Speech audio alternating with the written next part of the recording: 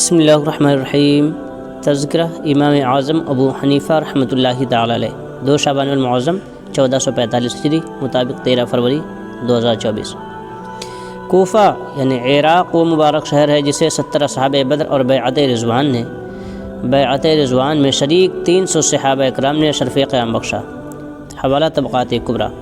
آسمانی ہدایت کے ان چمکتے دمکتے ستاروں نے کوفہ کو علم و عرفان کا عظیم مرکز بنایا۔ اسی اہمیت کے پیش نظر اسے کنز الایمان، ایمان کا خزانہ اور رغبۃ الاسلام یعنی اسلام کی نشانی جیسے عظیم الشان القابات سے نوازا گیا۔ جب 80 ہجری میں امام اعظم ابو حنیفہ رحمۃ اللہ تعالی علیہ کی ولادت باسعادت ہوئی تو اس وقت شہر کوفہ میں ایسی ہستیاں موجود تھیں جن میں ہر ایک آسمان علم پر آفتاب بن کر ایک عالم کو منور کر رہا تھا۔ امام اعظم کا نام نعمان اور کنیت ابو حنیفہ ہے۔ آپ نے ابتدا میں قرآن پاک حفظ کیا، پھر 4000 علماء و محدثین اکرام رحمہ اللہ علیہم سے علم دین حاصل کرتے کرتے ایسے جلیل القدر فقیہ اور محدث بن گئے کہ ہر طرف آپ رحمۃ اللہ تعالی علیہ کے چرچے ہو گئے۔ آپ رحمۃ اللہ تعالی علیہ نے صحابہ اکرام علیہم الرضوان کی ایک جماعت سے ملاقات کا اشرف حاصل کیا، جن میں سے حضرت سیدنا انس بن مالک، حضرت سیدنا عبداللہ بن عوفہ اور حضرت سیدنا سہل بن سعدی اور حضرت سیدنا ابو طفیل عامر بن واصلہ علیہم الرضوان کا نام سر فہرست ہے۔ یوں آپ رحمۃ اللہ تعالی علیہ کو تابعی ہونے کا شرف بھی حاصل ہے۔ حوالہ شرح مسند ابی حنیفہ لم اللہ علی قاری، صفحہ نمبر 581۔ حکایت۔ امام اعظم ابو حنیفہ رحمۃ اللہ تعالی علیہ فرماتے ہیں کہ 96 ہجری کو 16 سال کی عمر میں والد گرامی حضرت ثابت رحمۃ اللہ تعالی علیہ کے ساتھ حج ادا کیا۔ اس دوران میں نے ایک شیخ کو دیکھا جن کے ارد گرد لوگ جمع تھے۔ میں نے والد محترم سے عرض کی یہ ہستی کون ہے؟ انہوں نے بتایا کہ یہ صحابی رسول حضرت عبداللہ بن حارث رضی اللہ تعالی عنہ ہیں۔ میں نے عرض کی ان کے پاس کون سی چیز ہے؟ فرمایا ان کے پاس نبی آخر الزمان سید عالم صلی اللہ تعالی علیہ وسلم سے سنی ہوئی حدیث مبارکہ۔ یہ سن کر آپ رحمۃ اللہ تعالی علیہ آگے بڑھے اور صحابی رسول سے براہ راست ایک حدیث پاک سننے کا شرف حاصل کیا۔ قابل رشک اوصاف۔ اللہ عز و جل نے آپ کو ظاہری اور باطنی حسن و جمال سے نوازا تھا۔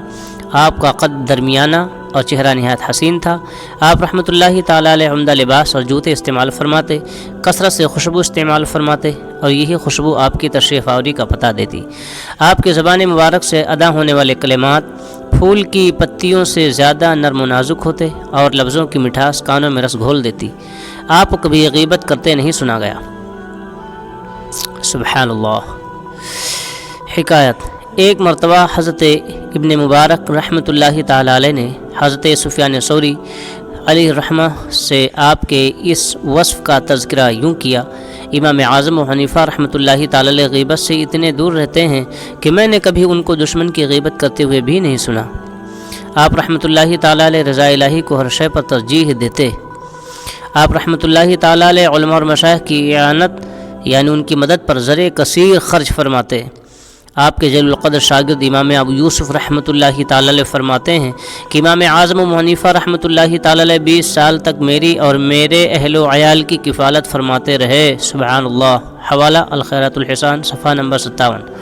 آپ کسی کو کچھ عطا فرماتے اور وہ اس پر آپ کا شکریہ ادا کرتا تو اس سے فرماتے اللہ تعالیٰ کا شکر ادا کرو کیونکہ یہ رزق اللہ تعالیٰ نے تمہارے لیے بھیجا ہے۔ حوالہ الخیرات الحسان، صفحہ نمبر 57۔ امام اعظم ابو حنیفہ رحمۃ اللہ تعالی علیہ زہد و تقویٰ کے جامع، والدہ کے فرما بردار، امانت و دیانت میں یکتا، پڑوسیوں سے حسن و سلوک میں بے مثال تھے۔ بے نظیر سخاوت اور مسلمانوں کے ساتھ ہمدردی و خیرخواہی جیسے کئی اوصاف نے آپ کی ذات کو نمایاں کر دیا تھا۔ سبحان اللہ۔ آپ کے حسن اخلاق سے متعلق حضرت بکیر بن معروف رحمۃ اللہ تعالی علیہ فرماتے ہیں کہ میں نے امت مصطفیٰ میں ابو حنیفہ رضی اللہ تعالی عنہ سے زیادہ حسن اخلاق والا کسی کو نہیں دیکھا۔ حکایت۔ حضرت سیدنا شقیق بلخی رحمۃ اللہ تعالی علیہ فرماتے ہیں کہ میں حضرت سیدنا امام اعظم ابو حنیفہ رحمۃ اللہ تعالی علیہ کے ساتھ جا رہا تھا کہ ایک شخص آپ کو دیکھ کر کے چھپ گیا اور دوسرا راستہ اختیار کیا۔ جب آپ کو معلوم ہوا تو آپ نے اسے پکارا، وہ آیا تو پوچھا کہ تم نے راستہ کیوں بدل دیا اور کیوں چھپ گئے؟ اس نے عرض کی میں آپ کا مقروض ہوں، میں نے آپ کو 10,000 درہم دیے تھے، مجھے آپ کو 10,000 درہم دینا ہے، جس کو کافی عرصہ گزر چکا ہے اور میں تنگ دست ہوں، آپ سے شرماتا ہوں، امام اعظم رحمۃ اللہ تعالیٰ علیہ نے فرمایا میری وجہ سے تمہاری یہ حالت ہے، جاؤ میں نے تمہارا سارا قرض تمہیں معاف کر دیا۔ سبحان اللہ سبحان اللہ۔ عبادت و ریاضت۔ امام اعظم رحمۃ اللہ تعالیٰ علیہ دن بھر علم دین کی اشاعت اور ساری رات عبادت و ریاضت میں بسر فرماتے۔ آپ نے مسلسل 30 سال روزے رکھے، 30 سال تک ایک رکعت میں قرآن پاک ختم کرتے رہے، 40 سال تک عشاء کے وضو سے فجر کی نماز ادا کی، ہر دن اور رات میں قرآن پاک ختم فرماتے، رمضان المبارک میں 62 قرآن شریف ختم فرماتے، اور جس مقام پر آپ کی وفات ہوئی اس مقام پر آپ نے 7000 بار قرآن پاک ختم فرمائے۔ سبحان اللہ۔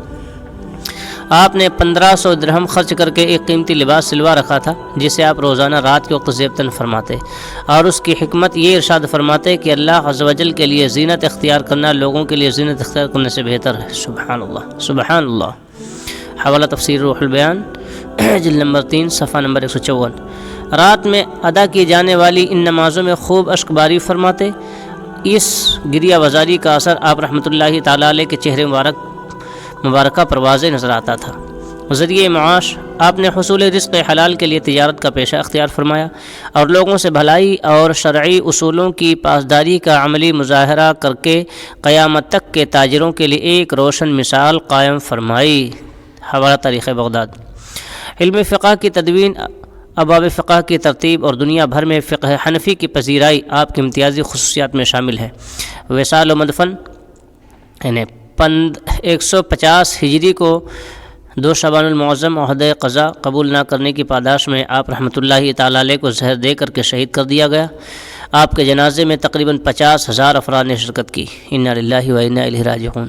لاکھوں شافعیوں کے امام حضرت سیدنا امام شافعی رحمۃ اللہ تعالیٰ علیہ نے بغداد میں قیام کے دوران ایک معمول کا ذکر یوں فرمایا کہ میں امام ابو حنیفہ رحمۃ اللہ تعالیٰ علیہ سے برکت حاصل کرتا ہوں، جب کوئی حاجت پیش آتی ہے تو 2 رکعت پڑھ کر ان کی قبر مبارک کے پاس آتا ہوں اور اس کے پاس اللہ عز و جل سے دعا کرتا ہوں تو میری حاجت جلد پوری ہو جاتی ہے۔ آج بھی بغداد شریف میں آپ کا مزار فائز الانوار مرجع خلائق ہے۔ اللہ تعالی ہم سب کو آپ کے فیضان سے مالا مال فرمائے، آمین ثم آمین۔ مزید معلومات کے لیے چینل کو ضرور سبسکرائب کریں، بات اچھی لگے تو اپنے دوست احباب کو بھی شیئر کریں، ہمیں کمنٹ کریں۔